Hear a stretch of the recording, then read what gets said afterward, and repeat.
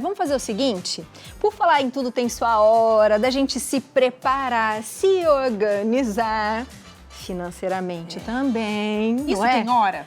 Ah, eu tenho. Organização financeira? Eu acho que tem. Dependendo do que você quer, você tem um sonho de viajar, por exemplo, você tem que ter aquele planejamento de guardar o dinheiro aos poucos. Sim. Eu acho que fica muito mais leve. Eu também acho, até mesmo um aprendizado sobre isso, né, Abi? Eu acho que na nossa época, principalmente, não tinha isso de educação financeira nas escolas e eu sinto muita falta. Eu também. Eu acho que eu agora, poderia- principalmente, né? Eu acho que eu poderia ter lidado melhor com o dinheiro. Eu também. Mas, ó, por falar nisso, Tá. parece que está em aprovação um projeto de lei exatamente sobre educação financeira nas escolas. Vamos assistir. Boa tarde, meninas. Que alegria estar aqui com vocês. E olha, vocês já pararam para pensar quando vocês começaram a aprender sobre educação financeira? Para muitas pessoas esse é um tema que chega tarde, mas agora nós temos um projeto de lei que visa mudar essa realidade e ensinar educação financeira nas escolas. E para a gente falar um pouquinho mais desse assunto, eu convidei aqui o Lúcio Tunice, ele que é advogado e pedagogo, para a gente conversar sobre esse tema tão importante. Lúcio, muito obrigada por aceitar o nosso convite. Seja bem-vindo ao Viva à Tarde. Obrigado você, Michele, e toda a equipe. É uma alegria muito grande estar com vocês, em especial na TV Aparecida. Que bom, a gente que se alegra.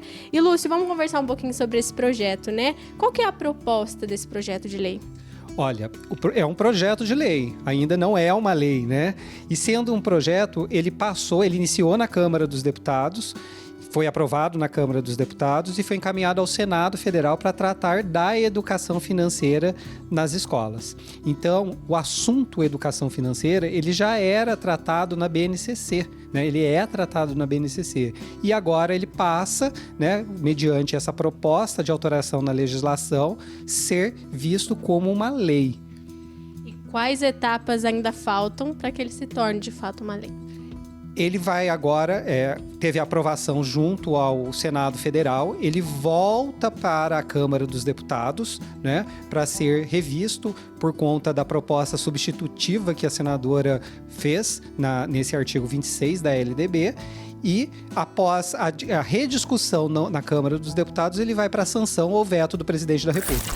Quando se tornar uma lei, Lúcio, ela vai ser obrigatória em escolas de ensino básico ou apenas no ensino médio? Ou elas também têm essa variação? Olha, Michele, ele vai ser obrigado nas escolas, todas as escolas que tenham ensino fundamental 1 e 2 e também o ensino médio. Então, seja ela pública ou particular. Sendo uma lei tem que ser cumprida. Então não vai haver mais essa flexibilidade de não cumprir com aquele componente curricular de forma integrada. É uma discussão nova que as escolas vão precisar se adaptar, avaliar os seus projetos políticos pedagógicos para que isso seja efetivo e alcance aquilo que a legislação propõe, que é educar financeiramente os educantes. Também vai ser de enorme contribuição para os familiares, né? Que poderão acompanhar de perto e, quem sabe, também aprender junto com o aluno, né? Com certeza, né? O papel da escola é integrar família e comunidade. Então, isso é muito bacana. A família também aprende, né? Pensa no Brasil, um país com dimensões continentais como o nosso, né? Aquilo que se trata no sul, no norte, no nordeste é diferente nas demais regiões do nosso país, né? Então, sendo lei, ele estando previsto no componente curricular, ele vai buscar dar uma uniformidade em todo o componente, sem perder as características do âmbito local, que é uma das coisas mais bonitas da educação. Olha, meninas, eu volto com vocês aí, que cada vez mais nós possamos, né, cuidar aí do nosso suado dinheirinho que a gente ganha, mas a gente também tem que saber cuidar e se educar financeiramente. Um beijo para vocês!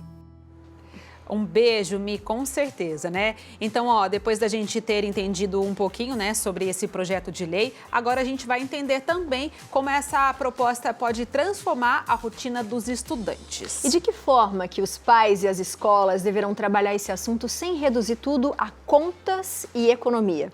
Quem nos explica o tema é a psicopedagoga Paula Furtado. Seja muito bem-vinda. Tudo bem? Boa tarde. Boa tarde. Que linda. Seja bem-vinda. Tudo bem. Obrigada.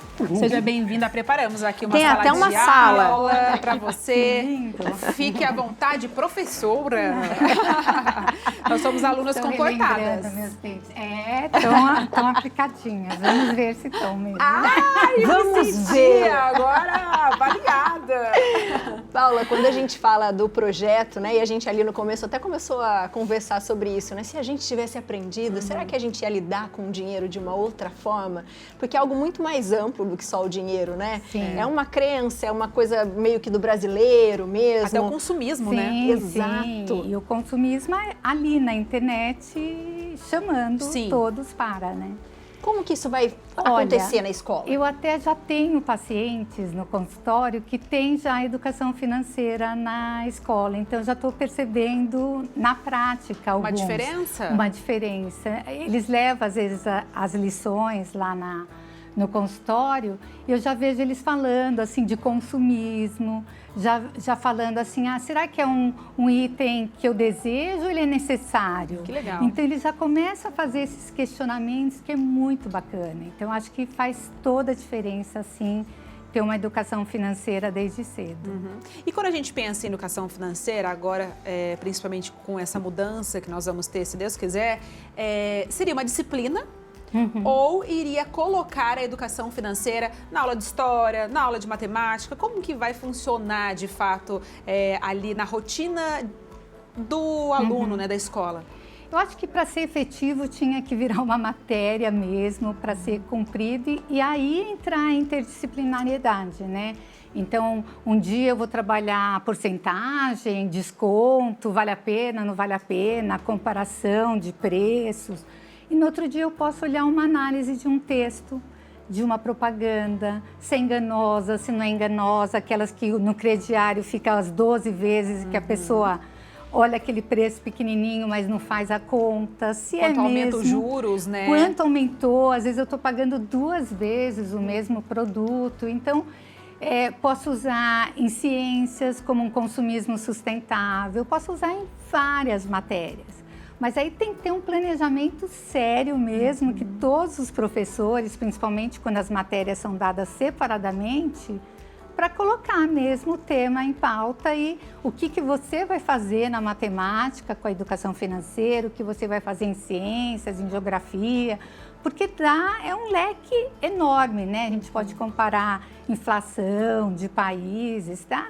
Tem muita coisa aí na educação financeira.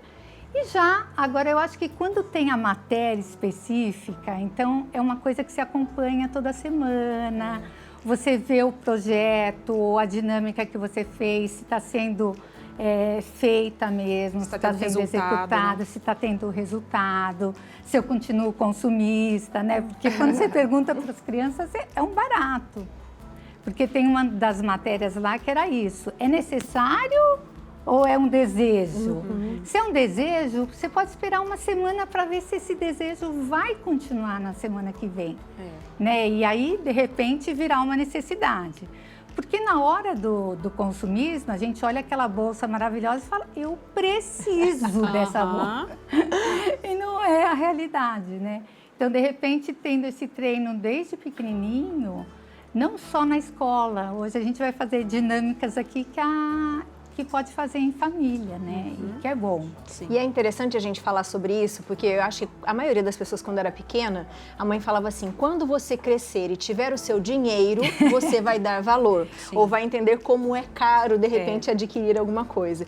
Você acredita que isso também, quando a gente fala de educação financeira, a gente também está falando de frustrações, de uma certa birra, de uma certa desvalorização de coisas que tem em casa, né? De entender que o dinheiro não é algo descartável, de tempo. E eles nem têm noção, né? Porque se a mãe fala, eu não tenho dinheiro, eles falam, paga no Pix, paga no crédito, paga no cartão. Né? Antes tinha cheque, né? Dá um cheque. Dá um cheque. Sim. Então, eles não entendem esse dinheiro. Então, para a criança, é muito bom essa coisa da mesada, da semanada, porque tem que ser visual. Ele tem que ver ou o dinheirinho dele crescendo ou diminuindo, ou as escolhas, né, que ele tem que fazer. Para ele ter aquele dinheiro, se ele está desejando um novo jogo de videogame e quer X dinheiro, eu vou ter que guardar tanto por mês, eu vou ter que fazer alguns sacrifícios de algumas balinhas, de algumas figurinhas, para eu conseguir aquele meu sonho. Então, aí a criança é visual, né? Ela é concreta. Então, se eu falar, ó, esse dinheirinho tá na poupança, para eles é a mesma coisa de falar, paga no cartão, se você não tem dinheiro. Então, tem que ser uma coisa concreta, alguma coisa que ele perceba que ele está fazendo as coisas dele, que é direitos e deveres, né? Se eu fiz todos os meus deveres, eu tenho direito a receber a mesada, ou receber um bônus, ou escolher o lugar que eu vou sair, dependendo do que você tiver combinado com seu filho. A gente vai falar mais sobre isso também daqui a pouquinho, mas chegou uma pergunta para você. Vamos lá? Diretora, coloca pra gente.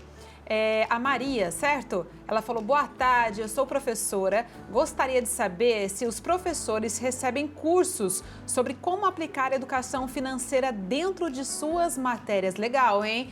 Porque não adianta só ter uma lei, né? Não, porque é muito amplo, né? Então, eu acho que tem que ter um curso, assim, de especialização. Então, eu espero que quando a lei for aprovada, assim como a BNCC tiveram vários cursos, várias palestras, então teve um investimento, né, no treinamento de professores, a gente acredita que deva ter também um investimento nessa parte. Nas escolas estaduais, municipais, muitas vezes é a própria escola, né, que direciona o valor para um curso específico, então como vai ser uma coisa obrigatória, eu acredito que deva ter. Se bem que a educação financeira já estava dentro da Base Nacional Comum Curricular, já aparecia, mas não com tanto destaque, né? Então, já pode ter algumas escolas, como eu falei, que já tem mesmo como matéria a educação financeira e tem sido muito válido isso. Em casa, como os pais podem colaborar com a escola em relação a essa educação financeira? Eu acho que é tornar concreto isso, né? Então, primeiro definir se vai ser semanada ou mesada. Aí define um valor com a criança, que a gente brincou. Então, temos aqui. Vocês vão receber R$25 por mês. 25? Tá bom. 25, tá? Ótimo. Tá. Então, a gente colocou aí as moedinhas, o cofrinho. Então, o que eu propus aqui? Como a criança é bem visual, para os menores é legal fazer esses potinhos, para eles visualizarem aquilo que eles estão recebendo e para onde eles vão destinar o dinheiro. Tá. Então, tem um potinho aqui que é compartilhar. Então, desses R$25, a gente colocaria assim, vamos fingir que isso aqui é uma moeda de 5. R$5 vai para compartilhar. Então, ou eu vou fazer uma doação para alguém, é legal colocar a criança participando. Às vezes, teve um paciente que a mãe, eu fiz essa proposta para ela e ela disse que o menininho veio, como tinha um amiguinho da classe, que era filho de funcionário, ele já não tinha tantas condições, ele queria um estojo igual o dele. E ele pediu para a mãe comprar, e aí a mãe propôs dele guardando, e quando eles tivessem o dinheiro que ele daria uma parte, e se precisasse ela completaria. Mas aí ia ser muito mais bonita a ação, porque ia a partir dele, do meu esforço de guardar, daquilo que foi reservado para mim, mas para fazer uma boa ação. Significado, né? Isso. Que mais? Aí, fala. Não, o que mais? Aí, R$10 seria para cá, ó, para gastar. Então, ele pode gastar no que ele quer. Então, ele está fazendo o álbum de figurinha, ele vai lá, ele pode gastar os R$10 com o álbum de figurinha dele, com o lanche da escola, com aquilo que ele quiser. E R$10 também para guardar. Aqui é legal fazer com a criança, qual é o seu sonho? O que você está querendo? Né? Você está guardando esse dinheiro para quê? Eu quero, sei lá, ir comprar o novo Lego que saiu, eu quero comprar o álbum de figurinhas. Então, aqui vai ser um sonho específico dele que ele vai ver rendendo. Vou dar uma... Fique à vontade. E esse é a mesada fixa. Eu não gosto disso pela terapia comportamental, a gente não foca no negativo na hora de que a gente está fazendo conferência com a criança. Então, mas o negativo vai aparecer se ele não aparecer no positivo. Então, assim, os R$25 é aquilo que ele tem direito. Mas aí eu fiz um quadro aqui. Legal. Que aí é um quadro de incentivo.